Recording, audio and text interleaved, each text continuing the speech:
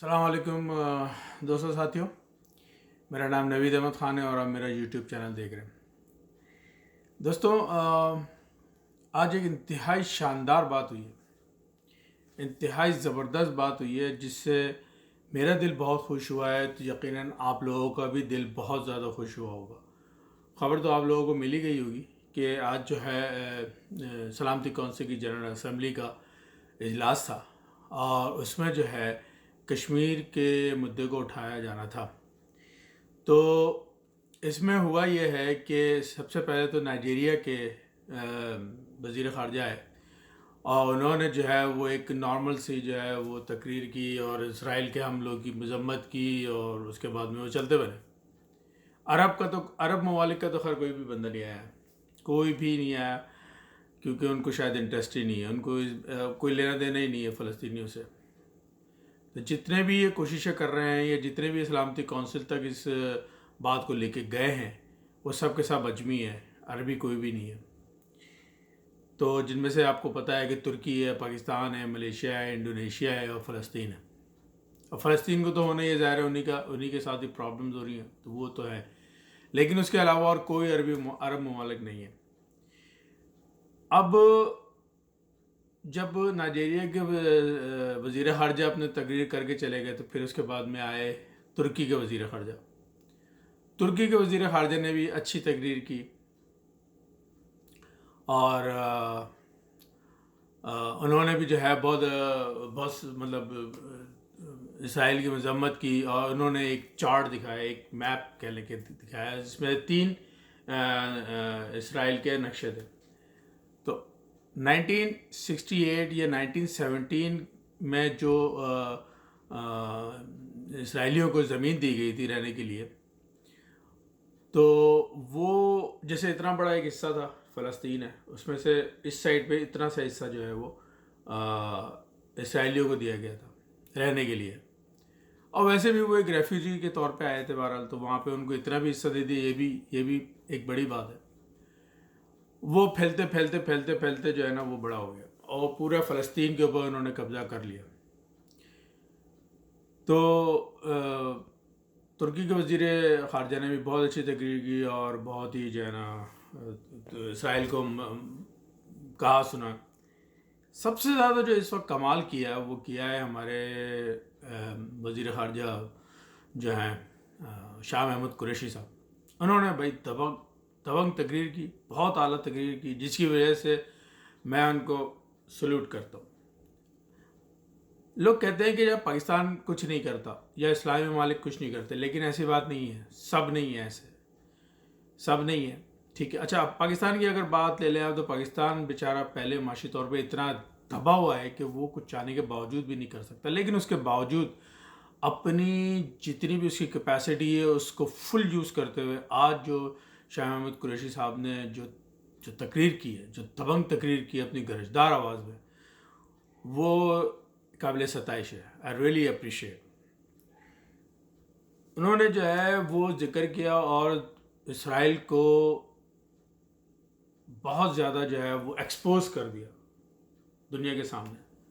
ना सिर्फ उन्होंने इसराइल को एक्सपोज किया बल्कि उन्होंने यूएनओ के ऊपर भी चढ़ाई की। उन्होंने कहा कि फ़लस्तीन में 250 लोग, जो कि अब 300 तक हो गई है बात, लेकिन उन्होंने 250 तक की उनको रिपोर्ट हुई कि वो लोग जो है वो शहीद हो गए और इसमें से जो है ज़्यादातर तादाद जो है वो औरतों और बच्चों की है। उन्होंने कहा कि इसकी पूरी जिम्मेदारी इसराइल की फ़ौज पर है, इसराइल पर है, ठीक है। उन्होंने बताया कि 50,000 फ़लस्तीनियों के घर तबाह हो चुके हैं, इसकी पूरी जिम्मेदारी इसराइल के ऊपर है। उन्होंने कहा वहाँ पे ना खाना है, ना बिजली है, ना पानी है, ना सीवरेज की लाइनें हैं, कुछ भी नहीं है, सब तबाह कर दिया उन्होंने। पावर प्लांट जो है उसको भी तबाह कर दिया है, कोई रसद की लाइन नहीं है, सप्लाई के कोई रास्ते उन्होंने नहीं छोड़े, सब ब्लॉक किए हुए हैं, कुछ तबाह कर दिए हैं। बड़े बड़े गड्ढे जो है ज़ाहिर मिसाइल मारे, बड़े बड़े गड्ढे हो गए, तो वहाँ पे कोई सप्लाई नहीं जा सकती किसी भी तरह की। تو جو پاور پلانٹ ہے وہ بھی اس کے پاس بھی چند گھنٹوں کا فیول رہ گیا، اور اس کے بعد میں پورا فلسطین جو ہے وہ اندھیرے میں ڈوب جائے گا۔ انہوں نے کہا کہ وہاں غزہ میں اندھیرا ہے، بجلی نہیں ہے، لیکن اگر بجلی نظر آتی ہے تو اسرائیل جو بمباری کرتا ہے ان بم کے پھٹنے سے جو روشنی ہوتی ہے وہ روشنی ہے وہاں پہ۔ انہوں نے کہا کہ بلڈنگیں تباہ کر دی ہیں، وہاں پہ رہائشی بلڈنگیں تباہ کر دی ہیں، یہاں تک کہ میڈیا کی بلڈنگ بھی تباہ کر دی تاکہ میڈیا کو خاموش کر دیا جائے۔ اب دیکھیں، ویسے تو ان کی تقریر کافی بڑی تھی، میں پوری کی پوری تقریر تو ترجمہ کر کے نہیں مطلب آپ کو نہیں بتا سکتا، اتنا ٹائم نہیں ہوتا، لیکن یہ وہ چیدہ چیزیں جو میں آپ کو بتا رہا ہوں۔ انہوں نے پھر یہ سب بتانے کے بعد یہ کہا کہ فلسطینیوں کی آواز نہ تو چپ کرائی جا سکتی ہے اور نہ ہی چپ ہوگی۔ بہت بڑی بات بولی انہوں نے کہا کہ فلسطینیوں کی آواز نہ تو خاموش کرائی جا سکتی ہے اور نہ ہی خاموش ہوگی۔ انہوں نے کہا کہ بڑی گرجدار آواز میں انہوں نے کہا کہ اٹس انف۔ یہ وہ مومنٹ تھی جو دیکھنے والی تھی۔ اور آپ کو میں ایک بات بتا دوں کہ پہلے فلسطین گیا ہے، پھر اس کے بعد ترکی گیا ہے، پھر اس کے بعد پاکستان کی جب آئے وزیر خارجہ تقریر کرنے، تو جو اسرائیلی وزیر خارجہ وہاں پہ بیٹھا ہوا تھا، اپنی باری کا انتظار کر رہا تھا، اسے برداشت نہیں ہوا اور وہ اٹھ کے واک آؤٹ کر کے چلا گیا وہاں سے، جس کی ویڈیو بھی شاید آپ کو یوٹیوب پہ مل جائے، میں نے تو دیکھی ہے۔ ظاہر سی بات ہے، آپ کے پاس کہنے کے لیے کچھ ہے ہی نہیں، تو آپ نے تو واک آؤٹ ہی کرنا ہے، آپ نے جانا ہی ہے۔ تو وہ بس بغیرتوں کی طرح سے جو ہے وہ اڑ کے چلا گیا۔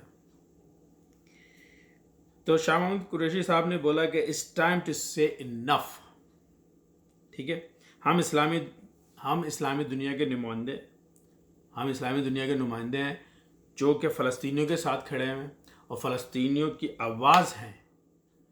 ہم تمام اسلامی دنیا کے لوگ جو ہیں وہ فلسطینیوں کے لیے ایک آواز بن کے کھڑے ہوئے اور ہم ان کے ساتھ ہیں۔ تو انہوں نے یہ بھی کہا کہ یو این او کو بھی لتاڑا انہوں نے ساتھ میں۔ انہوں نے کہا کہ یو این او جو ہے وہ اپنی جو ان کی پرائمری ذمہ داریاں ہیں انہیں پورا کرنے میں ناکام رہی ہے،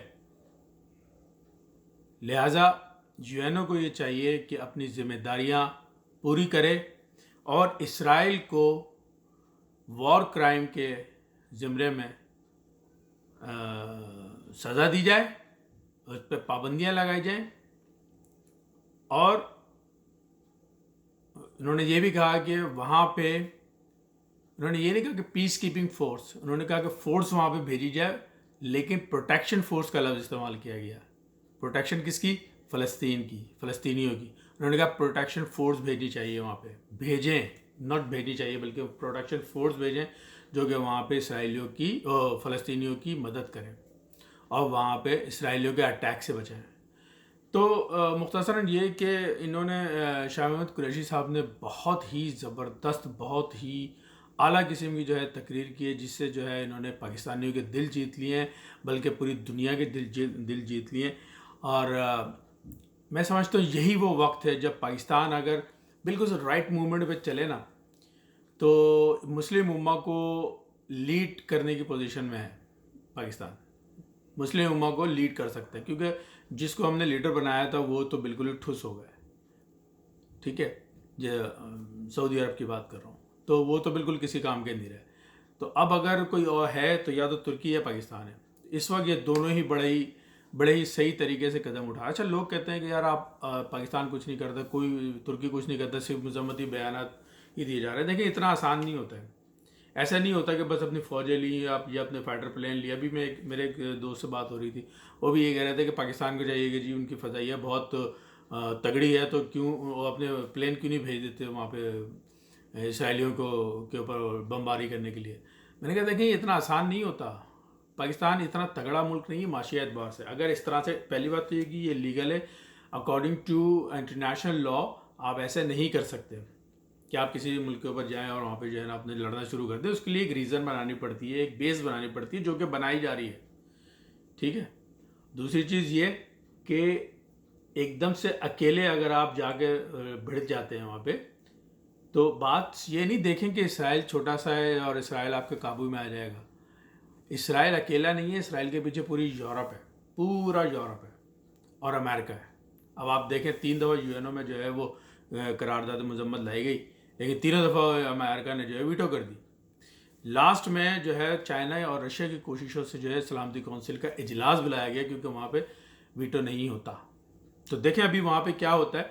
ये मैं शाह महमूद कुरैशी की तकरीर के बाद होप फॉर द बेस्ट। और आखिर में यही कहूँगा कि मेरे चैनल को सब्सक्राइब कर दें और बेल के आइकॉन को दबा दें और ऑल के बटन को ज़रूर दबा दें, ताकि मेरे आने वाली हर वीडियो आपको बवक्त मिलती रहे। और वीडियो पसंद आई है तो इसे लाइक करें, शेयर करें। अगली वीडियो के लिए खुदा हाफिज़।